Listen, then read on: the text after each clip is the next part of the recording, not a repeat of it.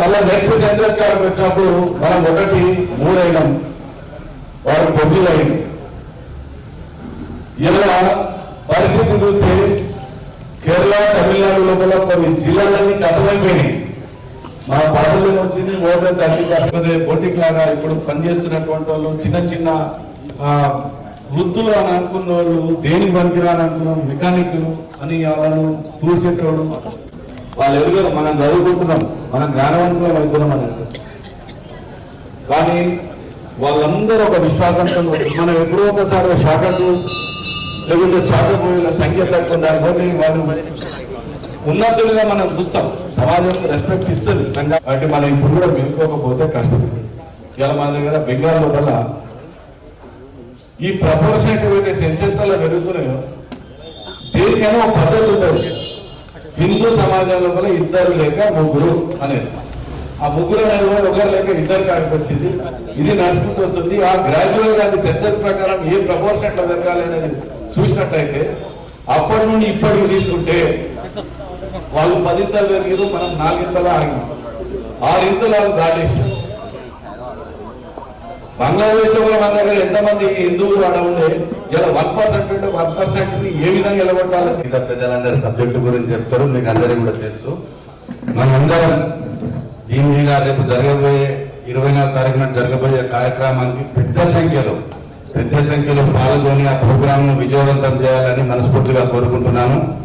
దానికి సంబంధించి మనం ఆ రోజు నాడు కూడా ఒక గుడిలోకి వెళ్ళి, ఏ గుడి అయినా సరే ఒక గుడిలోకి వెళ్ళి మనం దేవుణ్ణి దర్శనం చేసుకుని మొక్కి మనం చేస్తున్న యుద్ధంలో మనం సక్సెస్ కావాలని ప్రతి ఒక్కరం కూడా ఎక్కడ ఒక ప్లేస్ డిసైడ్ చేస్తే ప్లేస్ నుండి బయలుదేరదామని నేను ఆశిస్తున్నాం. మీరు అందరూ ఒకే దగ్గరికి వెళ్ళి వనస్థలిపురం కానీ, బిఎన్ రెడ్డి కానీ, పక్కకున్న హస్తినాపురం కానీ తప్పకుండా అకామిడేషన్ మన ట్రావెలింగ్ కూడా కావాలంటే వెహికల్స్ కానీ, బస్సెస్ కానీ, బస్సులు ఇట్లా అన్ని అరేంజ్ చేస్తాను. మధ్యాహ్నం కూడా లంచ్ టైంలో లంచ్కు మనం బయలుదేరాలి కాబట్టి లంచ్ కూడా మనందరం ఏదో ఒక గుళ్ళ భోజనం చేసి బస్సు అంటే బస్సు, లేకపోతే మన వెహికల్స్ అంటే మన వెహికల్స్ అందరూ బయలుదేరి తప్పకుండా ఈ ప్రోగ్రామ్ విజయవంతంగా బాలాపూర్ చౌరస్తాలో జనాలు పట్టలేనంటే నేను తీసుకుపోవాలని కూడా కోరుకుంటున్నాను. ప్లస్ ప్రతి గుళ్ళో కానీ, అసోసియేషన్ లో కానీ, సీనియర్ సిటిజన్స్ లో కానీ దీని గురించి కొద్దిగా మాట్లాడే, దీన్ని ప్రభావితం చేసి మీరు మీకు తెలిసిన సబ్జెక్ట్ ను వాళ్ళకందరికీ చెప్పి తప్పకుండా ఈ సభను విజయవంతం చేయాలి. ఇది దీంతోనే ఉన్నతం కావాలా. ఎన్నో కులాలు నష్టపోతున్నారు, మనం ఎన్నో విధంగా నష్టపోతున్నాం. భవిష్యత్తు అంధకారంలో ఉండొద్దంటే ఇది ఇక్కడ ముందు ఆగకుండా ముందుకు స్పీడప్ చేసి దీన్ని అరికట్టాలని కూడా నేను మనస్ఫూర్తిగా కోరుకుంటున్నాను. ఈ అవకాశం ఇచ్చిన హృదయపూర్వక నమస్కారాలు. ఈ ప్రోగ్రాం తలపెట్టిన వాళ్ళందరూ కూడా కృతజ్ఞతలు తెలుపుతున్నాను. అంతా అదే విధంగా ఆలోచిస్తుంది. మొన్న ప్రయాగరాజ్లో జరిగినటువంటి ఏం జరిగింది, కుంభమేళ లోపల 68 కోట్ల మంది ఒక్క దగ్గర మునిగి తేలిండ్రు. అనిల్ అంబానీ, అదానిల కారు గేచి చెప్పులు ఉంటే పెద్ద మనిషి దాకా అందరూ ఒకే నది లోపల మునిగిన అందరూ. ఇది ప్రపంచానికి చాలా పెద్ద షాక్ అయిందన్నమాట. హిందువులు అందరూ ఒక్కటే, వాళ్ళు ఎన్నటికి కూడా మనం అనుకున్నట్టు వీక్ కాదు. వాళ్ళు కలుసుకునే స్వామికి, కాశీశ్వరం స్వామికి, దేవి గౌతమకి నుంచి అక్కడ ఒక ప్రాంతంలో నివసించే వాళ్ళకు ఒక పౌరసత్వం లేదు. వాళ్ళ విదేశాల్లో ధనవంతులు వాళ్ళు వాళ్ళ పని వాళ్ళు చేసుకొని తప్పుకుంటే ఇవ్వలేవారు. కానీ వాళ్ళు అప్పుతారు ఆరాధనలు ఇంత అంత ఆడది కనపడితే రేపు మనిషి అడ్డం వస్తే నడరు. అటువంటి జాతి అనమాట. ఆ జాతిని ఆ రాష్ట్రంలో నుంచి భరించలేక, ఆ దేశాలు భరించలేక సైనిక చర్యకు జరిగింది. ఆ సైనిక చర్యలు తట్టుకోలేక సూర్య సైట్ అనే ఆర్డర్స్ ఇవ్వడం వల్ల వాళ్ళు పారిపోయి బంగ్లాదేశ్ రావడం జరిగింది. 2012 నుంచి చాలా తీవ్రంగా బంగ్లాదేశ్ నుంచి మన దేశంలో చొరబాటుదారులు, వలసదారులకు చాలా తేడా ఉంటుంది. కొంతమంది వలసదారులు, కొంతమంది చొరబాటుదారులు, కొంతమంది శరణార్థులు. ఇంకా మన వాళ్ళు ఒక నిర్ణయానికి రాలేకపోతుంది. కానీ వీళ్ళు అక్రమ చొరబాటుదారులు ఒక కేంద్రం నుంచి ఒక కుట్రపూరితంగా ఒక ప్లానింగ్ ప్రకారం వాళ్ళను రకరకాల దేశంలో వివిధ ఏరియాలో డిప్లాయ్ చేయడం జరుగుతుంది. డిప్లాయ్ చేయాలంటే మనకు అంతకుముందు ఒక విషయం తెలిసింది సోషల్ మీడియా ద్వారా, వార్త ద్వారా. ప్రతి ఫీల్డ్ లో వాళ్ళని తెచ్చడం జరిగింది, ప్రతి ఏరియాలో వాళ్ళని డిప్లాయ్ చేయడం జరిగింది. మమ్మల్ని కాసినట్లయితే మనం ఒక గుజరాత్ ఒక రాష్ట్రాన్ని కబలించి ఒక రాజ్యాంగాన్ని కబలించి మెల్లమెల్లగా 1250 సంవత్సరం వరకు మొత్తం ఇస్లామిక్ దేశంగా మార్చిండు, మొత్తం భారతదేశం కమిషన్ చేసిండు. 500 సంవత్సరాలు మనని గులామీగా చేసి మనము నిర్బంధించి పాలించి జరిగింది. సో అటువంటి పరిస్థితి మళ్ళీ వచ్చే అవకాశాలు చాలా ఉన్నాయి. ఎందుకంటే ఇప్పుడు అటువంటి భారతదేశం వాళ్ళు ఒకరే కాదు, ప్రపంచ దేశాలు కూడా మన దేశాన్ని కన్వేసి మన దేశాన్ని ఇలా నాశనం చేయాలని కుట్ర పంచుతున్నాయి. సో అవల్ల వాటి అన్నిటికీ మనము దానికి ఎట్లా తెగించి పోరాడి మన దేశాన్ని భారతదేశాన్ని హిందూ దేశంగా నిలబడాలంటే నిలబెట్టాలంటే మనం ఏకంగా ఉండాలి, ఐక్యంగా ఉండాలి. మనం ఐక్యత లోపించింది. ఎందుకంటే ఐక్యత లోపం వల్లే మనలోనే కొంతమంది విదేశీ అక్రమ చొరబాట్లకు సహకరించి వాళ్ళకు ఇక్కడ తేవడం జరిగింది. సో వాళ్ళు ఆధార్ కార్డు రేషన్ కార్డు అన్ని ఇస్తున్నారు. అటువంటి వాళ్ళు ప్రతి కార్మికులు చేసే పనులు అన్ని వాళ్ళు చొరబడ్డారు.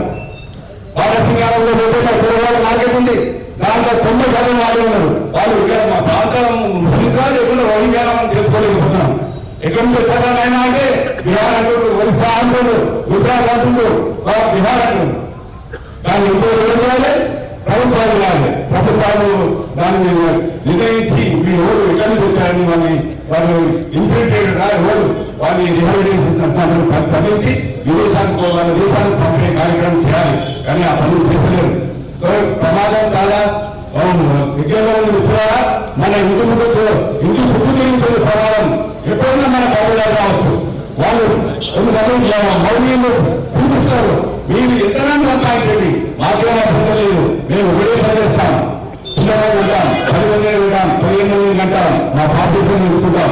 ఎందుకంటే పాపులేషన్ 610 భక్తులందరికీ కూడా హృదయపూర్వక నమస్కారాలు తెలియపరుస్తూ ఈ యొక్క సమావేశం అత్యవసరంగా ఎందుకు పెట్టుకుంటున్నామనే ఒక సమస్య అందరిలో ప్రశ్నించబడినటువంటి విషయం. హైదరాబాద్ ప్రశాంతంగా ఉంది, కాలనీ లోపల మధ్య నిద్రపోతున్నాం.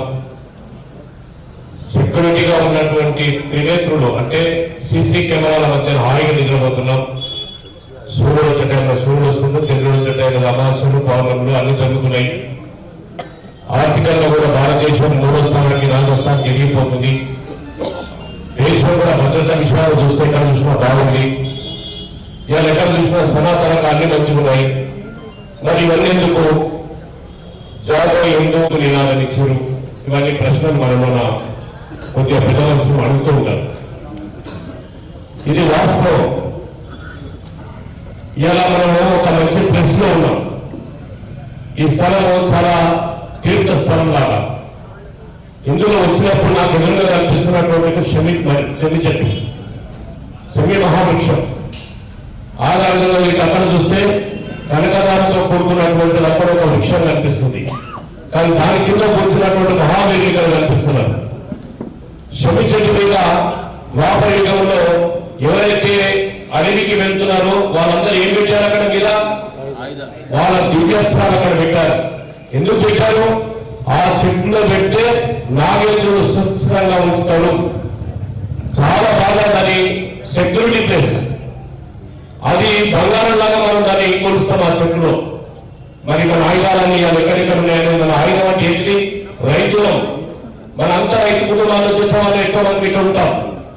కరువు లేదు, పలుగు లేదు, కడబాగు లేదు, ఉల్లుగడ్డ లేదు, చెట్టులో ఏది లేదు.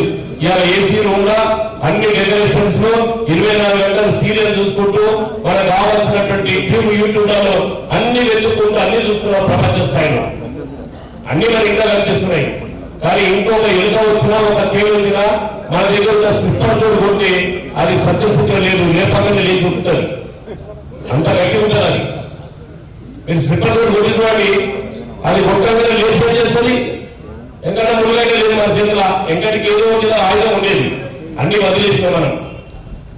ఎందుకు చెప్తున్నా అంటే ఇవాళ మన కాలేజీ సురక్షితంగా ఉండాలని మనం అనుకుంటున్నాం. మన బస్తీలలో ఏమేమి జరుగుతుందో మనకు తెలియదు. రెక్కీలు జరుగుతుంటాయి.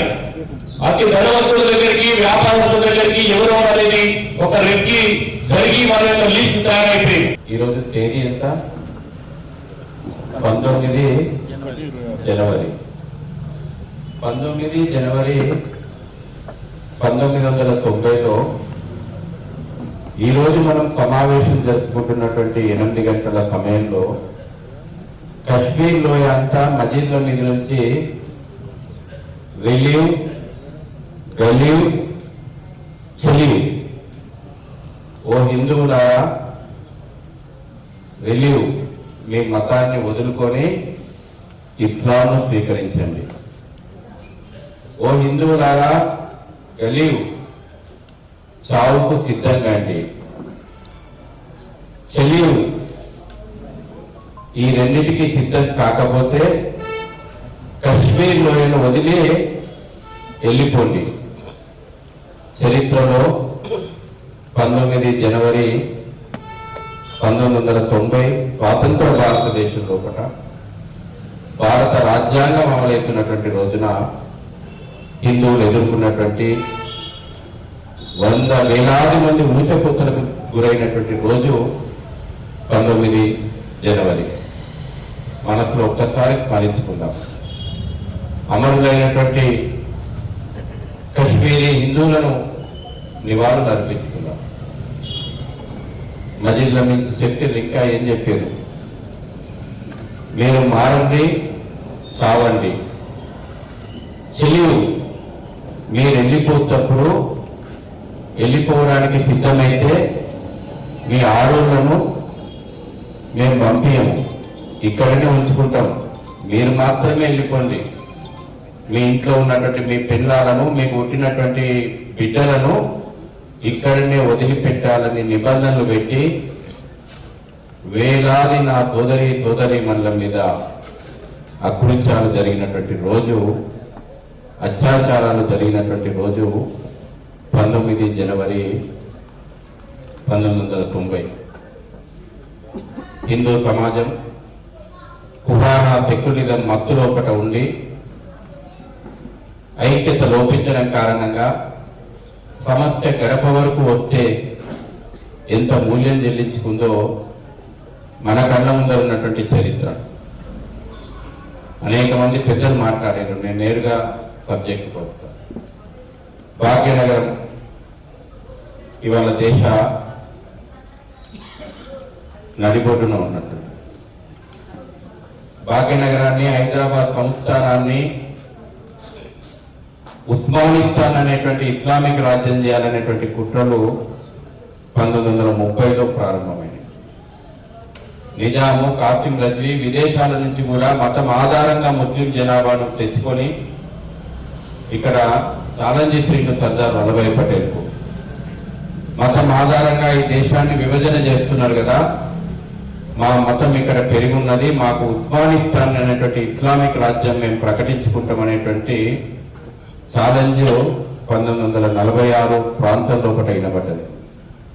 మనందరి అదృష్టం సర్దార్ వల్లభాయ్ పటేల్ గారి యొక్క ఉక్కు దృఢ సంకల్పము, వారి ముందు చూపు ఈ రోజున ఈ ప్రాంతం ఉస్మానిస్తాన్ కాకుండా భారత్లో అంతర్భాగమైంది.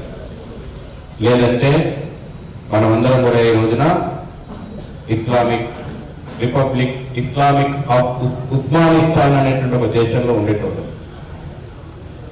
బంగ్లాదేశ్లో ఒకటి ఏమైతుందో మనం చూస్తున్నాం, పాకిస్తాన్లో ఏమైతుందో చూస్తున్నాం. ప్రమాదం భాగ్యనగరానికి కూడా బుసలు కొడుతుంది. అంతా మంచిగా ఉన్నామనేటువంటి భ్రమ నుంచి హిందూ సమాజం బయటికి రావాలి. అందుకే మనం జాగో భాగ్యనగరం అంటున్నాం. చాలా మంది అంటున్నారు మేము మాట్లాడుతుంటే, ఏమైంది భాగ్యనగరానికి ఇప్పుడు, ఎందుకు తీసుకున్నారు ఈ కార్యక్రమం అని. మీ ఆరోగ్యం మీద స్వామి వివేకానంద ఆదర్శాన్ని, ఛత్రపతి శివాజీ శౌర్యాన్ని సమాజానికి అందించాల్సిన అవసరం ఉంది. మన పిల్లల భవిష్యత్తు, మన భవిష్యత్తు, మన నగర భవిష్యత్తు, మన దేశ భవిష్యత్తు. భారత్ మాతాకి జై. ఇప్పుడు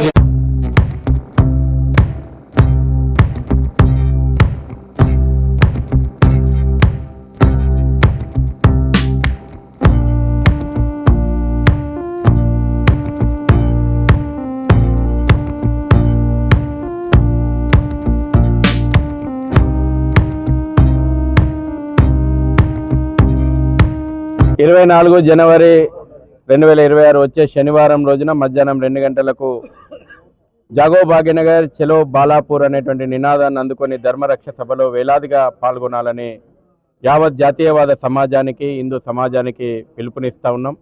మన నగరం మన భవిష్యత్తు, మన నగర భవిష్యత్తు మన దేశ భవిష్యత్తు, మన భవిష్యత్తు మన నగర భవిష్యత్తు అనంటే మన ఆరోగ్య భవిష్యత్తు, మన ఆడపిల్లల భవిష్యత్తు, మన ఆస్తుల భవిష్యత్తు, మన కులవృత్తుల భవిష్యత్తు, మన యొక్క భవిష్యత్తు అన్నిటితోటి ముడిపడి ఉన్నది. కాబట్టి అందరూ కూడా చైతన్యవంతం కావాలి. అద్భుతమైనటువంటి ఆలోచన ఇవాళ గల్లీ గల్లీ లోపల రగులుతూ ఉంది. సమాజాన్ని పెగిలించాలని చూస్తున్నటువంటి బంగ్లాదేశ్, రోహింగ్యా, ముస్లిం అక్రమ చొరబాటుదారుల సమస్య ఈ రోజున మన ఇంటి తలుపు తడుతూ ఉందనేటువంటి విషయము సమాజానికి అర్థమవుతూ ఉంది. సమాజంలో చైతన్యం రావాలా. ప్రభుత్వాలు సంతుష్టికరమైనటువంటి రాజకీయాలు, ఓటు బ్యాంకు రాజకీయాల కారణంగా చర్యలు తీసుకోవడం లోపల విఫలమవుతూ ఉన్నాయి. ముఖ్యంగా ఈ దేశంలోకి ప్రవేశించినటువంటి అక్రమ చొరబాటుదారులకు భాగ్యనగరం ఒక అడ్డాగా మారింది. ప్రతిరోజు కూడా Howrah express, Guwahati express, Calcutta express లోపల వేలాది మంది అక్రమ చొరబాటుదారులు భాగ్యనగరానికి వస్తూ ఉన్నారు. ఇక్కడ ఉన్నటువంటి జనాభా, మతపరమైనటువంటి జనాభా మార్చాలని చూస్తూ ఉన్నారు. భాగ్యనగర్ భద్రతకు సవాళ్ళు ఇస్తుతూ ఉన్నారు. కాబట్టి మన భవిష్యత్తును రక్షించుకోవాల్సినటువంటి బాధ్యత మనందరి మీద ఉంది. ప్రభుత్వాలు చట్ట ప్రకారం వాళ్ళని అరెస్ట్ చేసి వెనక్కి పంపాలనేటువంటి ఒక ప్రధానమైనటువంటి డిమాండు. అదే సందర్భం లోపల హిందూ సమాజాన్ని జాగృతం చేసేటువంటి ఒక మహా ఉద్యమానికి బాలాపూర్ నాంది కాబోతోంది. ఇది కార్యక్రమం కాదు, రాబోయే తరాల కోసం జరుగుతున్నటువంటి ఒక మహా ఉద్యమం. ఇందులో అందరూ రండి, 10 విషయాలు తెలుసుకోండి. రాబోయే రోజుల్లోపట మన గల్లీ లోపల నేతృత్వం వహించి మన సమాజానికి నాయకత్వం వహించాలని మీ అందరినీ కూడా గణేష సేన, భాగ్యనగర్ గణేశోత్సవ సమితి ఆహ్వానిస్తూ ఉంది.